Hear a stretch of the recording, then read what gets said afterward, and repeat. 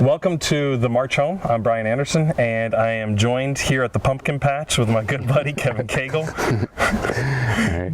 So Kevin and I have known each other for a while. We actually met. Do you want to tell that story? I do, actually. It was a kind of a bad day for me, and I just left the ER after seeing my father struggle. And I handled it as I normally do, and went straight to the closest liquor store. And I was approached by Brian in his truck with his beautiful dog, and I guess Hero. He is a beauty. I think you had seen, I guess, my 82nd Airborne sticker on the sticker, car. You had a sticker right on the back of your car that's 82nd. So I grew up in the 82nd. And if anybody knows anything about the 82nd, and I'm sure this is with other units, but when you see that 82nd patch, I mean, it just draws you. Oh yeah, without a doubt. I mean, you can see it a mile away. I mean, first of all, it's shaping.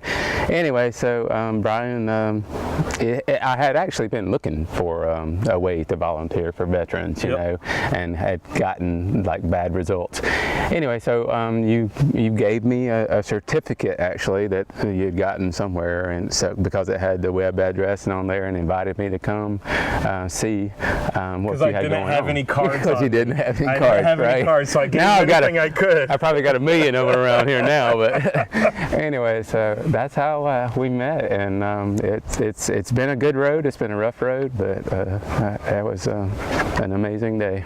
Yeah, so we met, and that was over in where the taco place. What's that called? Craft Streets and Zimzari's. We met right over there. Yeah, right. So that was what, a couple years ago now. Well, I think it was just the beginning of last year. So I think the very beginning, or the very at the end of 16. So you served in the 82nd Airborne Division. Right. What made you want to join the military?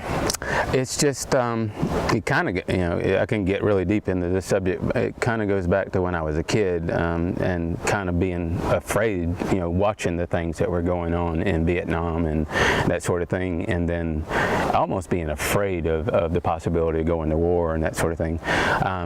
But I've always tried to like approach things that I was afraid of, and you know, and as long as I can remember, that's what I wanted to do. Yeah.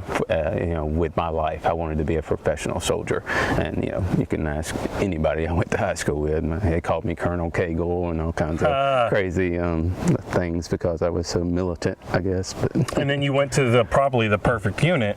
I did for someone that wants to do extreme things. I mean, you get to jump out of airplanes. Right. And you know, they pride themselves on being able to deploy anywhere in the world within 18 hours of notification. The 82nd Airborne Division did it. Yeah. Yeah. So it's a machine. what was the 82nd like for you? Because it's something that you're probably. Tell me about it. Well, I have no regrets, but it was a struggle from day one. You know, I was, I think they had just had an undercover operation thing with the CID, and a bunch of busts were made in a close, one of the companies, a couple buildings down, and I was immediately treated as a threat because of my... You were the new guy there. The new guy, just had a CID straight up, high and tight, motivated. And this was in the 80s. Yeah. Now, 82nd didn't have the greatest term back then. They called them the Jumpin' Junkies. Yeah, and it's fitting term. Yeah, the Jumpin' Junkies. And then what's that road? Hay Street, right? Yeah. Wasn't Hay Street just a disaster? Nothing but bars and strip clubs from, you know, with Asian strippers and a lot of fights. They've cleaned that road up completely. That's what I hear. It's That's unbelievable. amazing. It's a historic downtown district. Right. But back in the 80s, it wasn't that way for the 82nd guys, and there was a lot of drugs that were in the military at that point. Yeah, it was bad. I mean, eventually, you know, we ended up having a urinalysis with like a 2-week warning. Everybody knew it was coming, and 75% of the enlisted men failed. So wow. Yeah, including 2-week notice, including the Sergeant Patrick. This happened in the 80s. There was a period of time that we were having some trouble coming back from the Vietnam War. Right. Yeah, and that's really what it boiled down to. But there were so many senior NCOs that were struggling with post-traumatic stress that weren't seeking help, and they didn't know they can get help. Yeah, exactly. They didn't feel like it was available. They knew that it would, tarnish their career. I understand.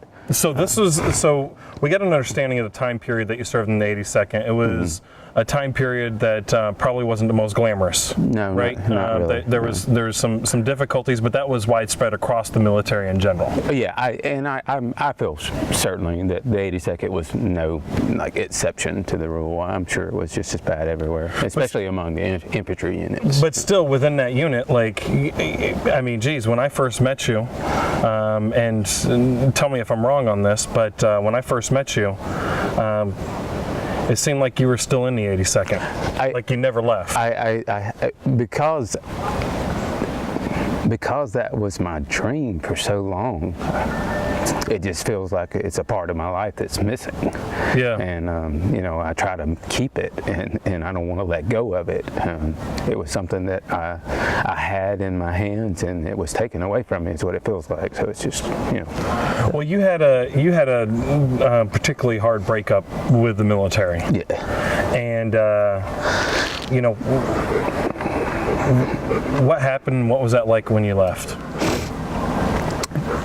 Well, as we spoke, we have a lot of Vietnam veterans still serving in senior NCO positions in the 82nd, and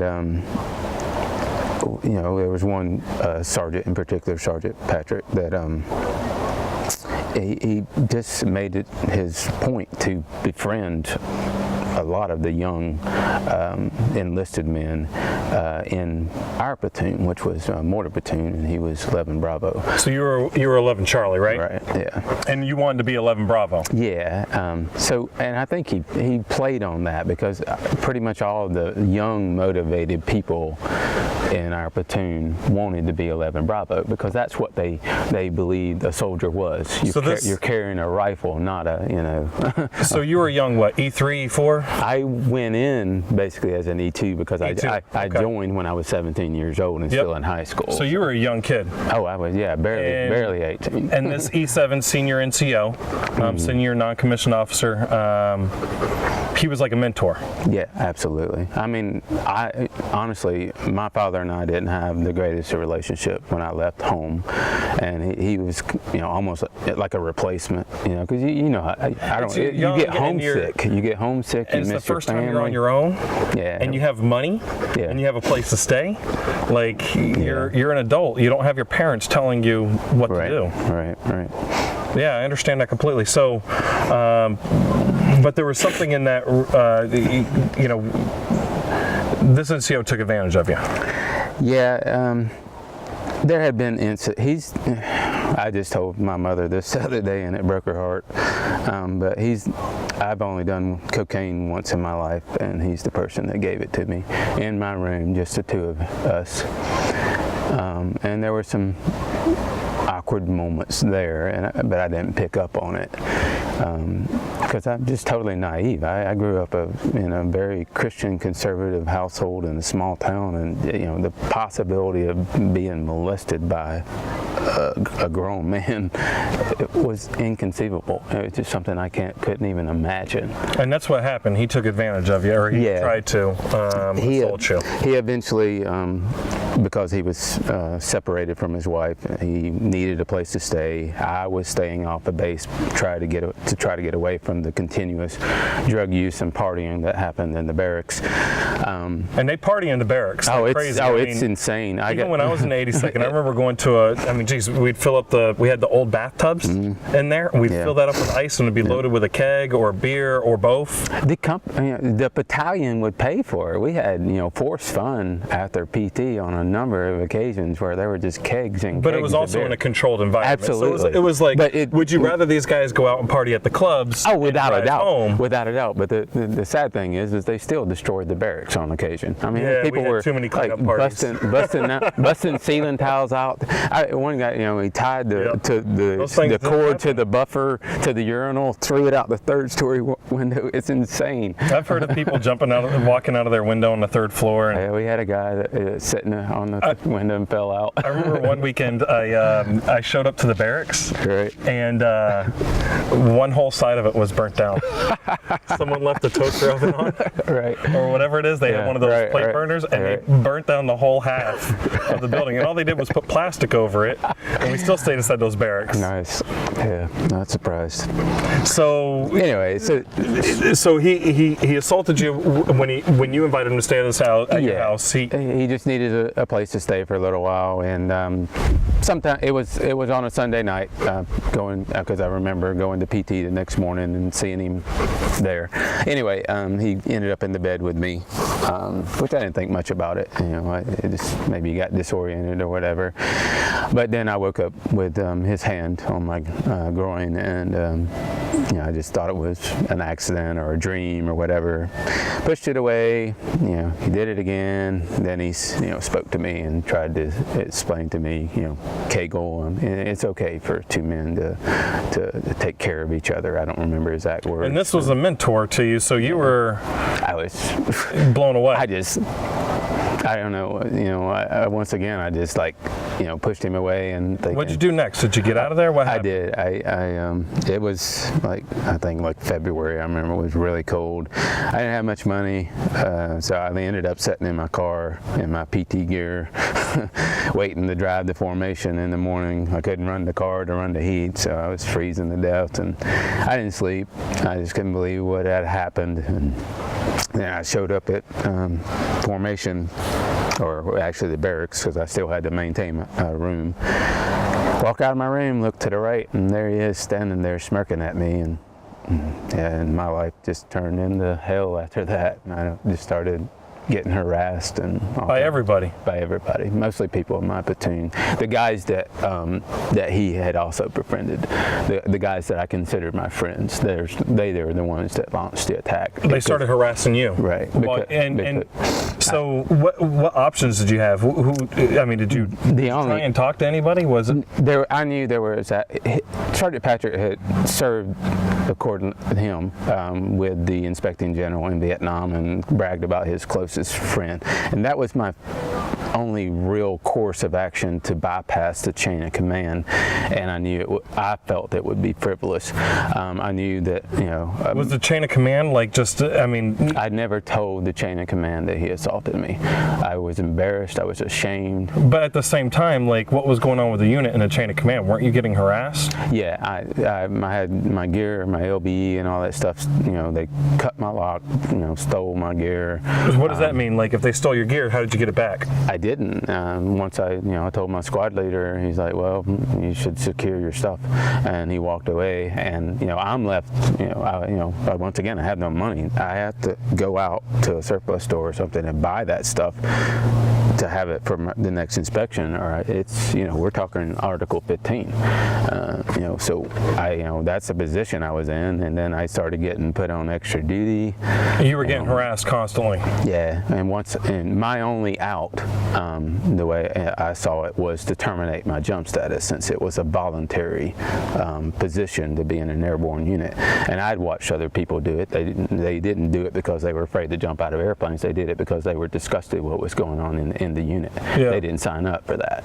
And so when I went through the chain of command to terminate my jump status and stood in front of the first sergeant just tore me a new one, of course. And by the time I stood in front of the old man, he would not allow me to terminate my jump status unless I told him that I was afraid to jump out of an airplane.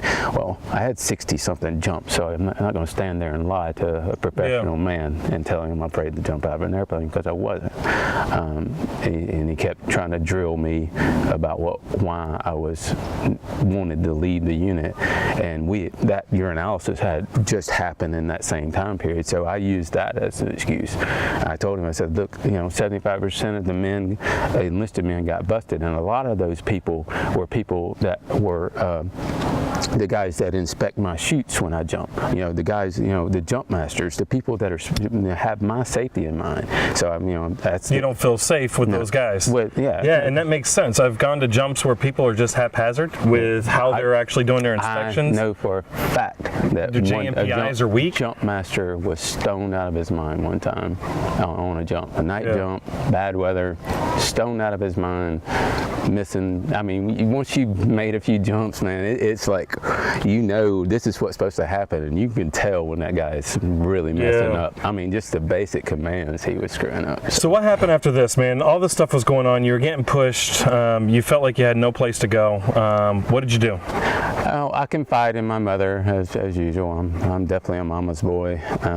Explained to her. I didn't tell her that I had been sexually assaulted. I just explained to her that I was being harassed, and I was unhappy. I was homesick and that sort of thing. And she, well, I had this conversation with her after I decided to go and approach Sergeant Patrick. And Sergeant Patrick told me that basically, Cagle, you're not cut out for the military. You need to go home. If you just go home, they'll send you a discharge in the mail and everything will be good to go. So he's telling you to leave. They're going to send you a discharge. That's what he told me. And this guy was still a mentor to you, and you're like, hey, dude, like, you did something jacked up. I didn't say anything about what happened. But you just said, hey, man, this has been miserable. Yeah, I don't understand why this is happening. I don't understand, because, You never reported him. No. I mean, I was no threat to him. But they were still just going after you. Yeah. So you ended up going AWOL. Yeah. You left the military, and then they sent you a dishonorable discharge.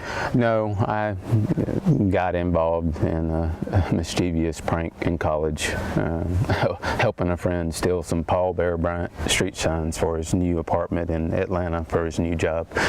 And we got busted, and of course they ran me through the computer and saw that I was AWOL, and it was nothing. I just went to Fort Knox, Kentucky, back in the uniform, got a haircut, and did all the paperwork, and ended up with a other than honorable discharge. Other than honorable discharge. Yeah. So that precluded you from. So now you're out of the military. You were sexually assaulted, which now they call that military sexual trauma, right? Because it's like a family in there. You already kind of pointed that out, right? And someone took advantage of you that you looked up to, was a mentor, and you thought had your best interests in mind, right? So you leave scarred in a way, because the 82nd was something that you wanted to be in, and you had this military sexual trauma, and you went back into the civilian world. Yeah. And so correct me if I'm wrong, because I don't know your whole story from then till now. I know you've done a lot of great things. You're extremely smart. I mean, geez, take a look at this. This is his campground, and we're going to talk a little bit about this. Not his campground, this is his house. This is my world. This is his world, the pumpkin patch, and we're going to talk a little bit about that because this place is amazing. Hi, I'm Reagan Weiss, and this is Newport Richie.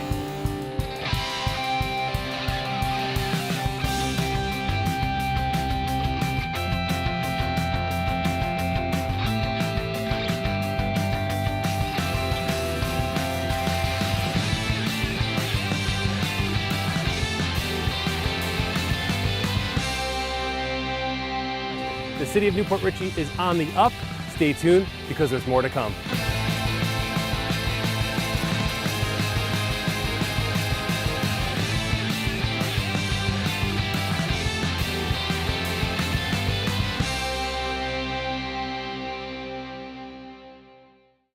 I'm JDRF. I am JDRF. I'm JDRF because... I am JDRF. Because...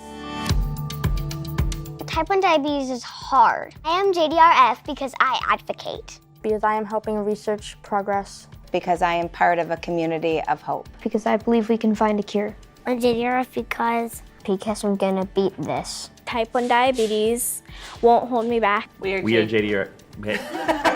We are JDRF because we do big things. We are JDRF Because they're the ones at the front lines doing what we need. every morning when I wake up. I am JDRF. I am JDRF because I want an artificial pancreas. Because I am the mother of a type 1. Because I am a fighter. Because I believe in them. Because I want my kids to say they used to have diabetes. Because I want to help others. Because I believe we're all working together. Because together we can build a community. Helping to just raise awareness for type 1 diabetes. I am JDRF because I want to see a world where type 1 becomes Type none diabetes. I am JDRF because I want a cure.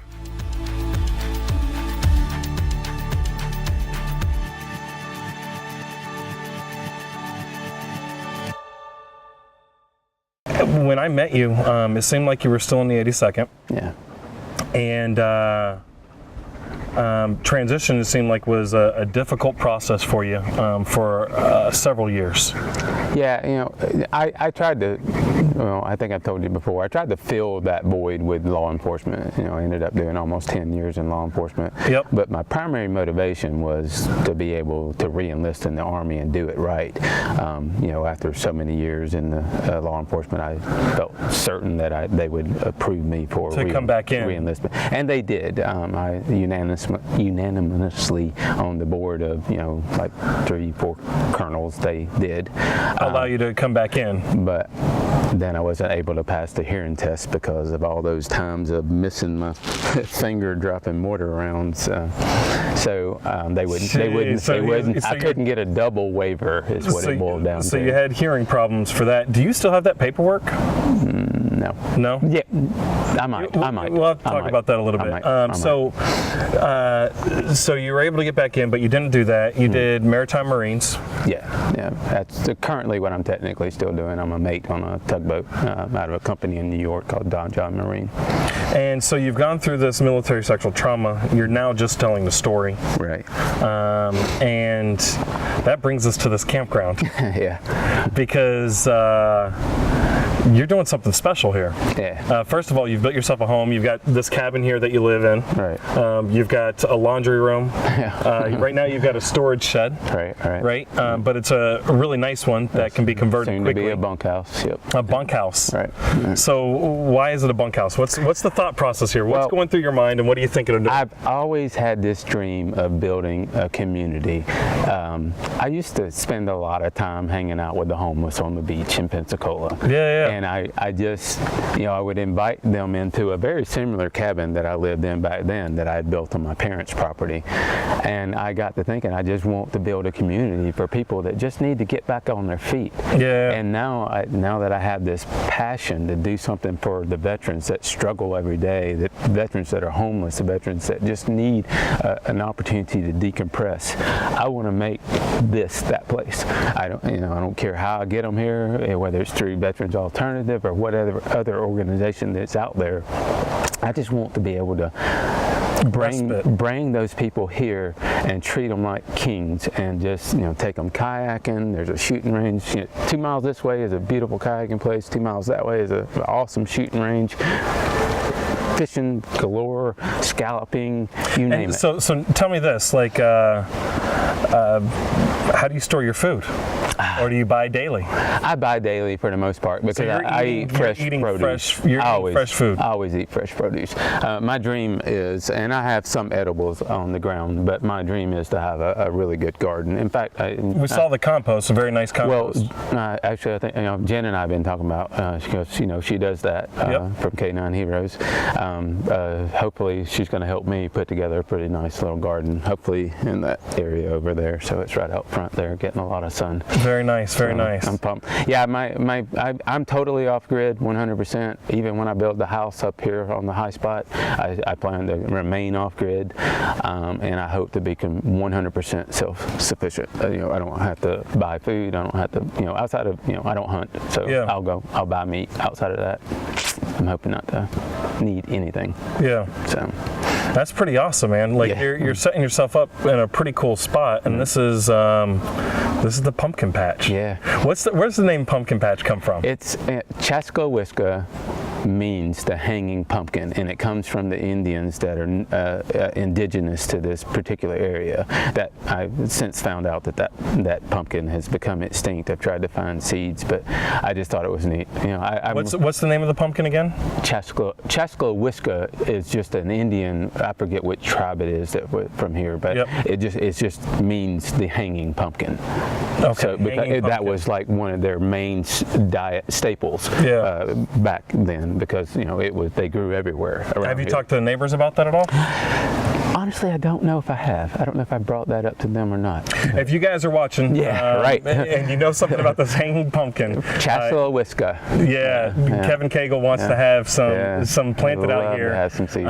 At this place where he's starting to construct. And I'm going to show a little. You'll probably have seen already a little bit of the film throughout the interview of his location. I can tell you that he's got a really good goal ahead of him, and it's a dream. It's an absolute dream. What was most impressive is he said, "Hey, listen, I want to be able to help those who've gone through the same thing as me, military sexual trauma, our combat veterans, our guys who've gone different places, and by guys I mean our military men and women. Yeah, absolutely.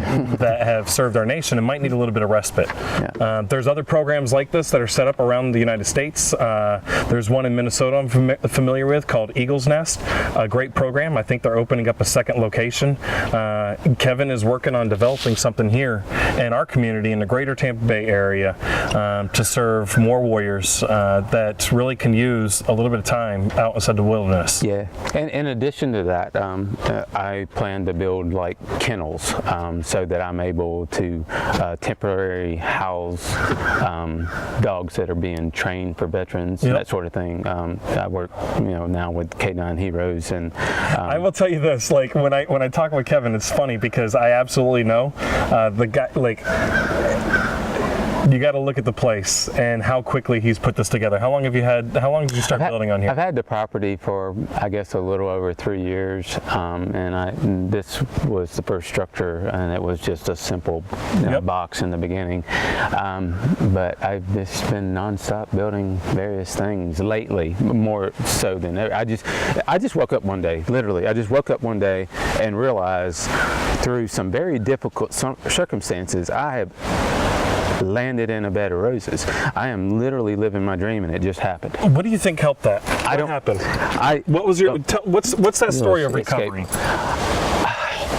I don't go to church, but I do believe in God, and I believe that my mother's prayers, I believe that the people in her church, the people that she knows that have prayed for me through this last year, has an enormous amount to do with what's going on.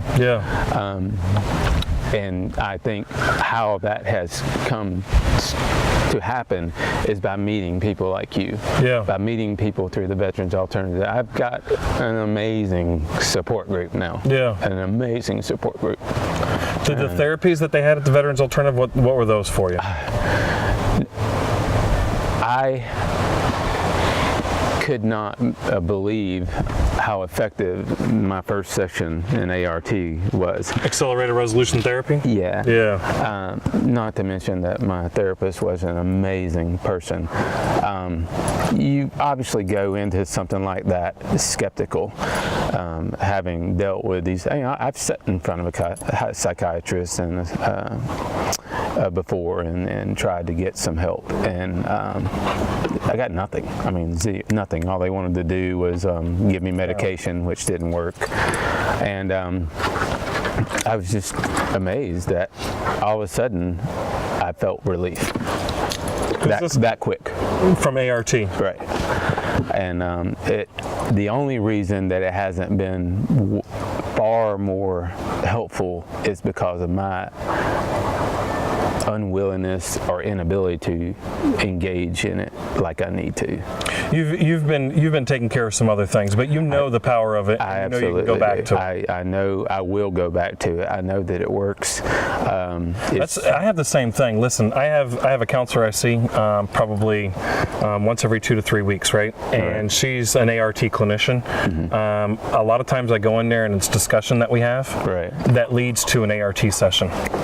And that's part of my self-care program. Like I gotta have regular maintenance. I see this. You've chosen a life of this beautiful self-care, like taking care of yourself, and through that, like you're providing that. You want to be able to provide that for other warriors. And quite honestly, I've come up here a few times, and this has been a little respite, just coming up and having a coffee with you. It is. It really is. And I know that we have a couple other friends who've made that trip up here, that journey, to see your place and see what you're doing.